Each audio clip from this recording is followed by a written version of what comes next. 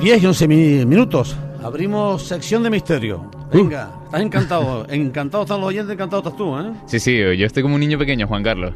No te lo puedo negar, ¿eh? Venga. Ya el otro día, con esa historia del barranco de Badajoz, Ya. y a ver qué nos trae hoy el bueno de Juan Carlos Romero Hasmen, periodista, escritor y guía de rutas misteriosas. ¿Qué tal? Buenos días. Muy Hola, buenos Juan días. Carlos, ¿Qué tal? pasa? Bien, siempre alrededor del misterio. Y bueno, ya comentábamos algo antes en Sí. la introducción del programa, que Juan Carlos me lo quiso sacar. Yo la verdad que quería mantener un poco el misterio, nunca mejor dicho, pero lo terminé diciendo. La iluminada de Candelaria. Sí, una vida apasionante. Yo voy a aprovechar para, ya que estamos aquí, mostrarles a Juan Carlos una foto. Claro, esto es radio, la foto no se ve, pero seremos capaces de describir lo que fue la vida, apasionante vida, poco traumática en realidad, vida de esta mujer, Antonia Tejera Reyes, que fue natural de la villa de Candelaria, aunque su vida, su segunda parte de la vida la vivió aquí en Santa Cruz de Tenerife. Esa mirada perdida, ¿no? Como, no sé si perdida o abstraída o cautivada por algo, ¿no? Vamos a conocer un perfil de una mujer que entraba en trances, unos trances realmente especiales que superan lo que podemos llamar medium, de esa forma tan a veces burlesca, ¿verdad? Esto fue otra cosa, lo que ella vivió fue otra cosa. Desde su infancia ya fue señalada, marcada por lo divino, lo digo así como esbozo inicial, hasta que prácticamente el día de su fallecimiento se va toda aquella capacidad con su persona, ¿no? Y a lo largo de gran parte de su vida, durante 50 años de su vida, tuvo capacidades, muchos dirían milagreras, otros dirían divinas, en función del término la vamos a señalar. Yo considero que fue una mujer realmente especial. Especial. No sé si quieres, antes de empezar con el tema, describir las fotos que estamos viendo. Estamos viendo una serie de 3-4 fotos de su época adolescente, que es cuando realmente comenzaron a suceder aquellos episodios de trance. Y estamos viendo a una joven morena, fuerte, guapa, insisto, de la villa de Candelaria, que fue reconocida por todos sus vecinos por poder curar, poder sanar. Y lo que estamos viendo es a una niña, una adolescente en trance. Los ojos se le quedaban en blanco, bien decías, la mirada perdida, ¿verdad? Y comenzaba a guturar, a veces a parlamentar de una forma bastante ilustrada, y esto vamos a ver ahora que es importante, la palabra de Dios o la palabra de los santos, pero de forma realmente peculiar. La imagen impacta porque solo con ver los ojos en blanco impacta, pero no causaba temor entre la gente, todo lo contrario. Vamos a marcarlo. Candelaria. Lo que nos ha llegado hasta ahora, pues todas esas leyendas, el relato oral, sobre todo de los guanches, ¿no? Que lo vemos constantemente con estas tradiciones, el 15 de agosto, el 2 de febrero, pero es un lugar también de misterios, porque siempre pensamos, ¿no? En La Laguna, Santa Cruz, Candelaria también, ¿no? Hombre, Candelaria, la Villa Mariana, tiene misterio desde la época de los aborígenes, de los guanches, claro. Ahí tenemos rincones bastante especiales, ¿no? Como es donde hoy ya la han llamado Cueva de San Blas, porque la iglesia tenía que ponerle un nombre, pero ya lo tenía Achvinico o Achvinico, discúlpenme si no lo pronuncio bien, ¿no? Esa cueva ya era un lugar importante para los antiguos aborígenes, ¿no? Para los guanches, pero además el entorno es un entorno funerario.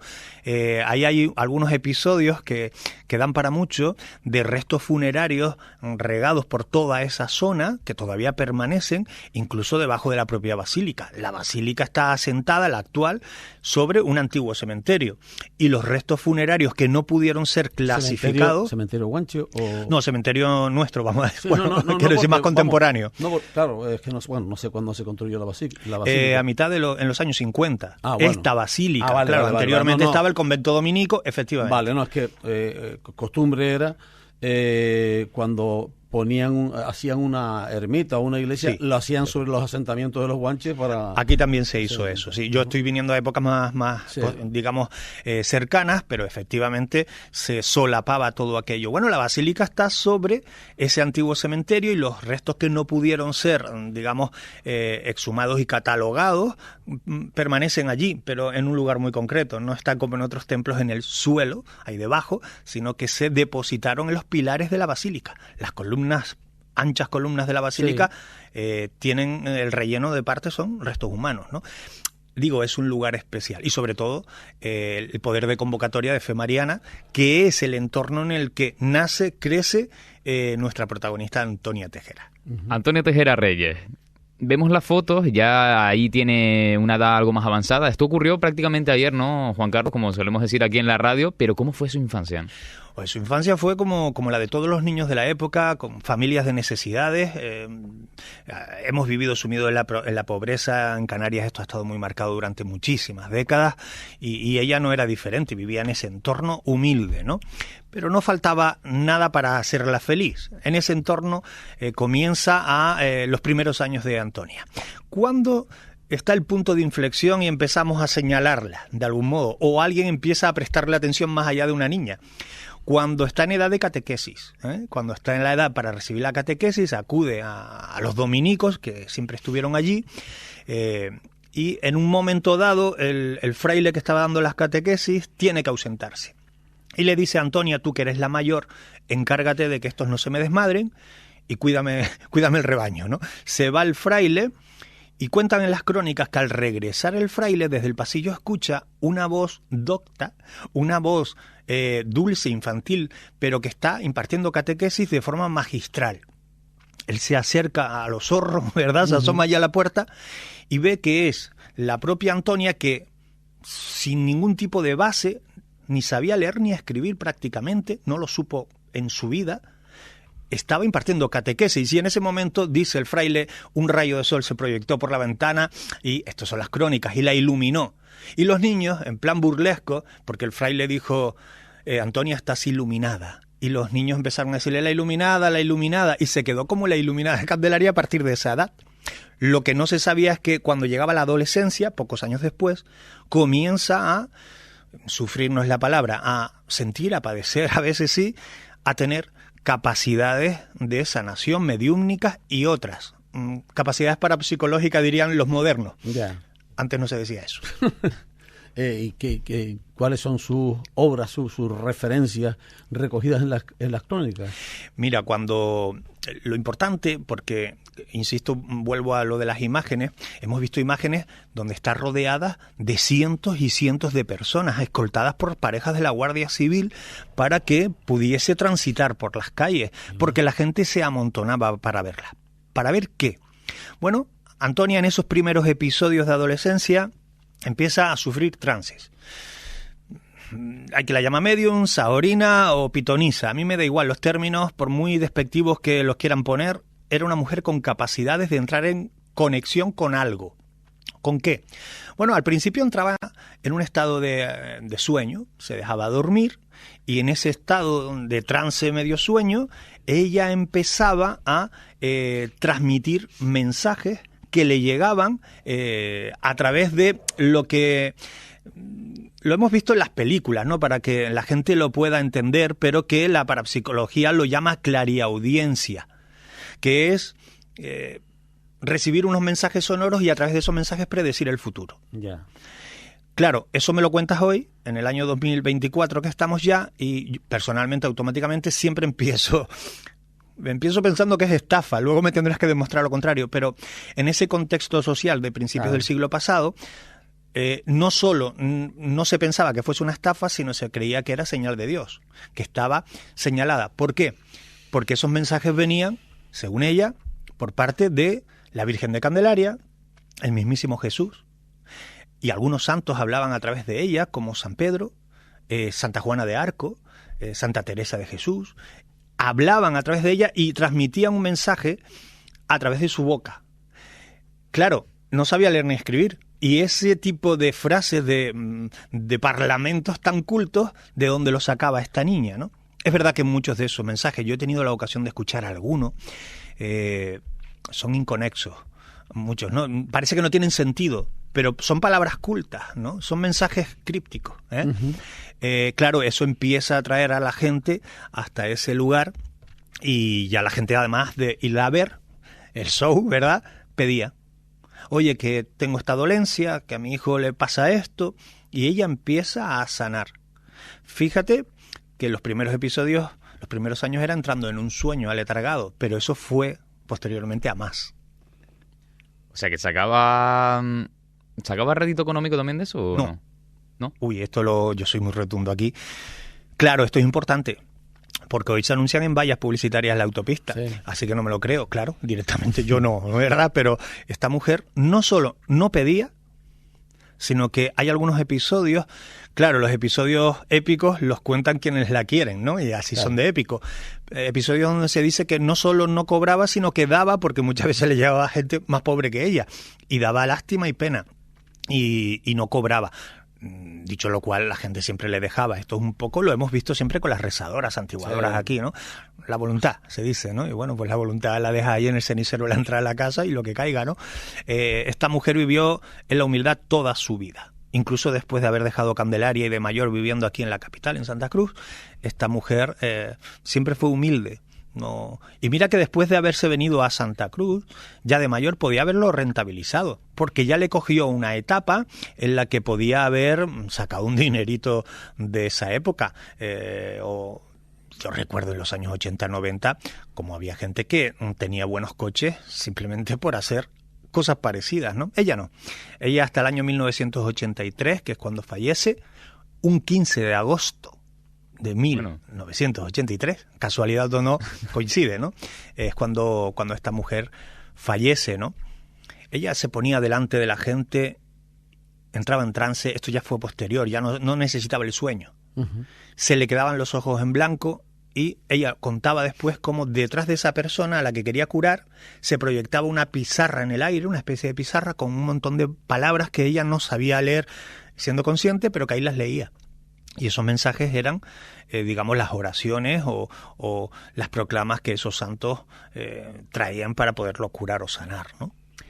Oye, una de las capacidades, por llamarlo de alguna forma, que nos dejabas en ese chivato, ¿no?, que siempre nos das antes de intervenir en esta sección, la osmogénesis. Me gustaría que lo explicaras porque me parece muy particular y que creo que es muy llamativa. Y que mucha gente la sigue viviendo hoy en día. Intentamos siempre buscar el razonamiento y eso está bien. La osmogénesis también lo podemos llamar clariescencia. Son términos que hablan prácticamente de lo mismo, ¿no? ¿Y qué es? Son olores súbitos, repentinos, que vienen de forma muy marcada a un punto concreto, y pondré algún ejemplo contemporáneo. Igual que viene, se va.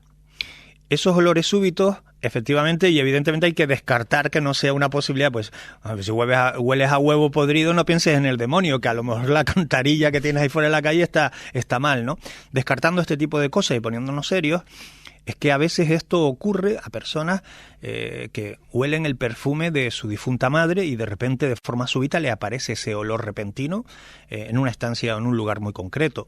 O el tabaco que fumaba el abuelo, que también murió. Bueno, la parapsicología, con la que yo estoy totalmente en desacuerdo casi siempre, nos dice que aquella entidad o aquella persona o el alma o como la queramos denominar hace acto de presencia, ¿no? Bueno, en el caso de Antonia, cuando tenía esas conexiones con lo divino, muchas veces ese olor era al incienso, ¿no? Y a la vez que ella manifestaba lo que estaba ocurriendo o viendo, se hacía presente aquel acto. Yo siempre me imagino al monaguillo, pobre, siempre los culpamos de todo, ¿no? Pero al monaguillo escondido con una varita de incienso, dice, a ver si esto se lo creen más, ¿no? Pero esto no era así, esto se controló mucho, hubo personas que la estudiaron, que la analizaron, incluso en su época de adolescencia. Se llegó a escribir un libro, eso es un incunable ya, ni se encuentra. Es decir, en efervescencia, cuando ella estaba en auge, hay quien escribe un libro contando lo que veía desde un punto de vista crítico incluso, ¿no? Y no había forma de cómo cogerlo. Principios del siglo XX. Hoy a lo mejor podríamos explicar muchos de los episodios de esta mujer. Pues del mismo modo que podemos explicar a nuestras rezadoras santiguadoras. ¿Podemos o no podemos? Bueno, en parte sí y gran parte no podemos explicarlo. Es decir, ella no era una santiguadora al uso, era otra cosa, pero digamos que el poder de convocatoria era el mismo. La gente va con un mal, me lo cura, a las santiguadoras, a las rezadoras vamos con el buche virado, el mal de ojo, el golpe de sol, la erisipela. Bueno, a esta mujer también iban con estas cosas y iban con males de otro tipo, que mi hijo... Pues mi hijo tiene tendencias a, o mi hijo no, o mi hija que no quiere que, y aquella mujer se lo curaba, ¿no? presencialmente. Y ya en una etapa de su vida, si no podía ser presencialmente, le llevaban un objeto de la persona y ella imponía manos sobre ese objeto y el objeto se cargaba de energía que por lo visto funcionaba o sanaba, ¿no? Claro, yo estoy seguro de que ahora nos están escuchando muchas personas que dicen, doy gracias a Dios por haber estudiado ciencias, ¿no?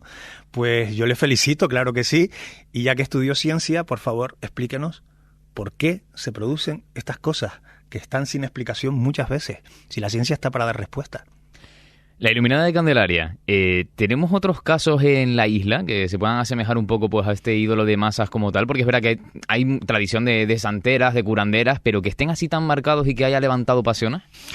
Actualmente no, y si existe, ocurre como con Antonia, que quería ser discreta y lo fue mucho tiempo hasta que ya no pudo, porque con el caso de Antonia Tejera iba un montón de gente los fines de semana y se ponían delante de su ventana a esperar a que ella se asomara, y cuando se asomaba en trance, pues se montaba un jirigay allí que no veas, ¿no? Actualmente ese poder de convocatoria no lo tiene nadie, pero sí en Canarias hemos tenido, es verdad que directamente ligados con la Iglesia, han sido religiosos o religiosas de hábitos que sí han tenido esa conexión, digamos, con lo divino. Pues se me ocurre ahora, por supuesto, Sor María de Jesús, nuestra querida del Sausal, pero Sor Antonina o Sor Antonia, que vivió en el Puerto de la Cruz, también en el convento dominico, que estaba en la plaza de hoy, en la Iglesia de la Virgen, en la Peña de Francia, ¿verdad? Se me ocurre Fray Juan de Jesús, que eran místicos, que entraban en trance, que contactaban con Dios, que tenían capacidades milagreras, que tenían episodios de clarividencia, de termogénesis corporal, las temperaturas se le iban a los 40 y muchos grados cuando entraban en trance y luego templaban. Todo eso se recoge en las crónicas como hechos ciertos, ¿no? Entre esos personajes hay uno que da para capítulo aparte, que es Fray Juan de Jesús, porque su biografía, que es un tocho, fue escrita estando él vivo. Él narraba al fraile que cogió de cobaya para que le escribiera, narraba todas esas historias y quedaron recogidas, que yo he podido estudiar a fondo porque es un hombre que me apasiona. Y este hombre, te pongo ese ejemplo, entraba en trance para hablar con Dios, pero lo hacía de un modo diferente al resto. El resto suele hacerlo en silencio, ¿no? Entra en un estado de trance, tranquilidad, y tiene esas conexiones, esa conversación templada. Pero Juan de Jesús, a él le daba por gritar. Entonces se ponía a gritar. Además, el hombre tenía la mala suerte de que era tuerto, porque lo intentaron matar de niño. Y claro, un fraile tuerto y gritando en medio de la calle, a veces le daba el episodio, y la gente que pensaba, ¿qué veía? A un fraile endemoniado. Y le pegaban los tormazos, le pegaban pedradas, y al final tuvo una vida de altibajos importante. Ese tipo de perfiles los vamos a tener aquí en Canarias para dar y tomar, ¿no? Hay un número importante, sí. ¿Vuelve a situarme en la etapa, en la época? Nos vamos a principios del siglo XX, 1908, estoy hablando ahora de memoria, y, insisto, sus últimos 50 años de vida fueron los más intensos, donde vivió esos episodios. Pero que ya viviendo en el seno de la familia que vivía, marcado por la fe, el entorno ayudaba, bueno, pues todo aquello se acentuó. Hay que decir una cosa. Ya en su vida adulta, ella tampoco hacía grandes homenajes a la Iglesia, es decir, ni siquiera la defendía como, que nadie se enfade, como puede hacer un beato, ¿no? Sí. Un religioso de hábitos. No. Al contrario, ella decía que la Iglesia, de algún modo, prostituida está, que ella atendía más a las leyes del karma, a las leyes de la naturaleza y de lo justo, ¿no? De si tú la haces, tú la pagas. Ella prestaba más atención a eso que a la regla de lo divino, a pesar que lo divino es lo que presuntamente hablaba a través de ella. Por eso digo que fue madurando sus capacidades y su forma de entenderlo a lo largo de su vida. ¿Y cómo es su recta final, la recta final de su vida?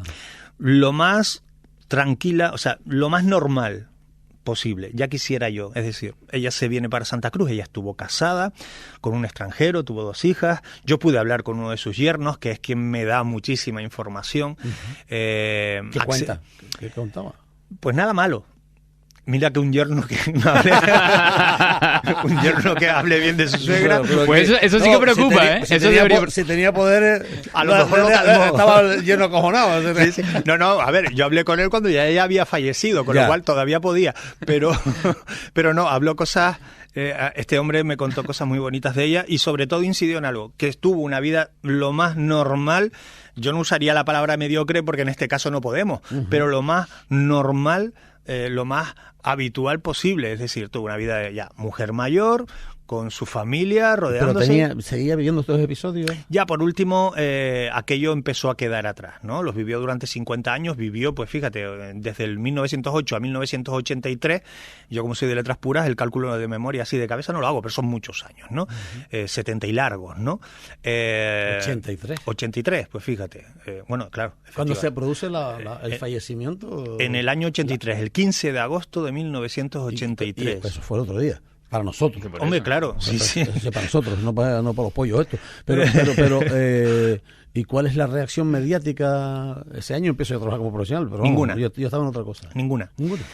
Es que la época de la adolescencia fue la que marcó, pero luego su vida adulta y su vida ya de mujer mayor no tenía trascendencia. Ya ella no practicaba aquellas reuniones, aquellas convocatorias ya no se producían a ese nivel, y no tuvo una vida normal, como la tuya, como la mía. Bueno, no conocemos nuestra vida, pero presuponemos que es normal, ¿no? Pues así, como la vida de cualquiera que nos pueda estar escuchando, ¿no? Lo cual habla muy a las claras de que ella no tenía ninguna pretensión. Podía haber escrito ella un libro y se hubiera vendido muy bien, especialmente pues en esa época, ¿no? A finales de los 70, que estaba en auge todo el mundo del misterio. Claro. Ella levanta, no sé cómo se hacía, manda una carta a Jiménez del Oso y es entrevistada seguro, ¿no? No, nunca buscó ese destacar. Curioso. Lo cual para mí acentúa más que su historia tiene mucho de verdad, aunque mucha de esa verdad no se pueda demostrar todavía hoy en día. ¿Y personas que curó, testimonios? Sí, yo gracias a las rutas pude hablar con la hija de una señora, su madre ya murió. Bueno, pues su madre acudía a Antonia se fue viciando. Me decía su hija, lo contaba así, dice, no, mi madre se fue viciando porque al principio iba porque tenía dolores de estómago que no se le iban y se los curaba, pero luego ya le iba a consultar como si fuese una bruja, ¿no? Entonces sí. Antonia siempre la recibía con agrado, siempre la atendía, y aquella mujer siempre tenía el sentimiento de haber sido sanada. A lo mejor ese efecto placebo solo con verla, ¿no? Bueno, y pues no pasa nada, eso no duele, no hace daño a nadie, no te está sacando los cuartos y además tú sientes que mejoras y curas. Mientras sea un dolor de estómago o sea una gripe, pues bien, ¿no? Actualmente, ojito, y yo no sé si sobra decirlo, tengamos muchísimo cuidado con este tipo de perfiles, porque este tipo de perfiles pueden decirte que curan determinadas patologías a las que no se les ha encontrado solución en la medicina normal, mucho menos nos agarremos a este tipo de creencias, ¿eh? Hay un pequeño homenaje, ¿no?, en la Villa Mariana. Sí, hay una callejuela, ¿verdad? Un pequeño callejón que se llama Calle La Iluminada de Candelaria. Está escondido, está al lado de la iglesia de Santa Ana, el barrio donde ella vivió, que no lo hemos dicho, que es aquel barrio tan bonito, tan de Belén, que está justo en la parte alta de la Basílica, en toda esa zona, ¿no? Y ella vivió en ese entorno toda su infancia y juventud, y ahí, al lado de la iglesia de Santa Ana, que bueno, le rinde de alguna manera homenaje solo por su estética. Ahí está la callejuela y sigue estando la casa en la que vivió. Hoy pertenece, digamos, no vamos a señalar dónde está, pues tampoco vamos a hacer un poder de convocatoria a la casa de otro, pero sigue estando perfectamente igual, exactamente igual. Dice un oyente, buenos días, la explicación que la ciencia da a lo que plantea este señor se llama sesgo de confirmación. El sesgo de confirmación es la tendencia de la mente de las personas a buscar información que respalde los puntos de vista que ya tienen. También lleva a las personas a interpretar evidencias de manera que apoye sus creencias, expectativas o hipótesis persistentes. Claro, eso es interesante y además es así. Esa es la parte del que va. Pero ¿y qué le ocurría a ella?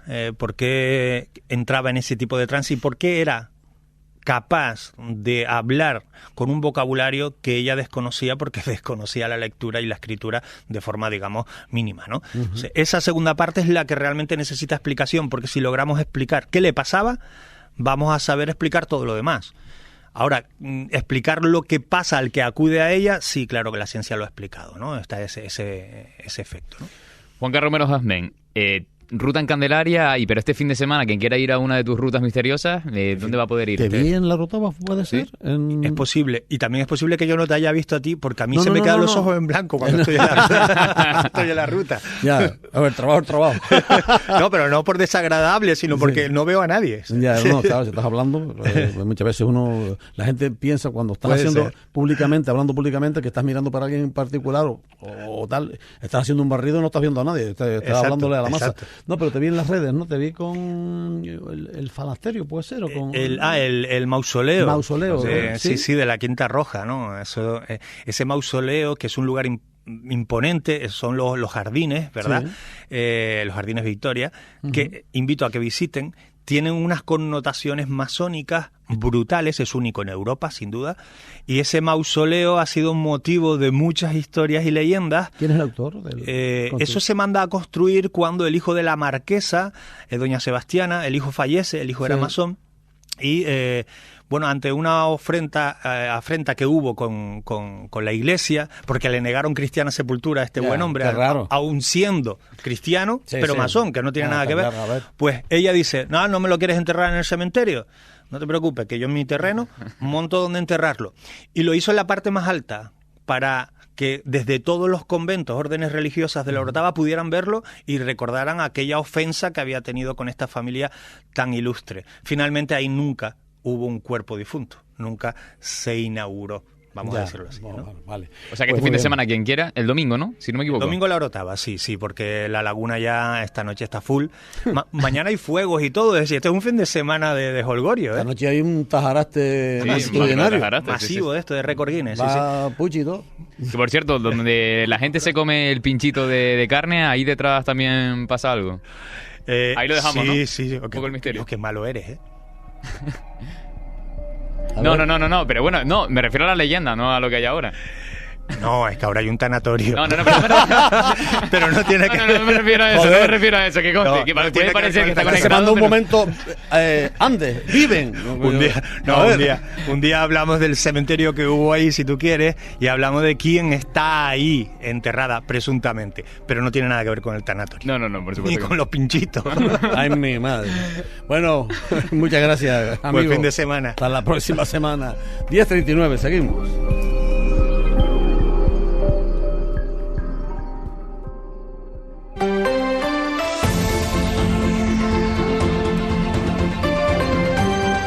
Hoy por hoy Tenerife.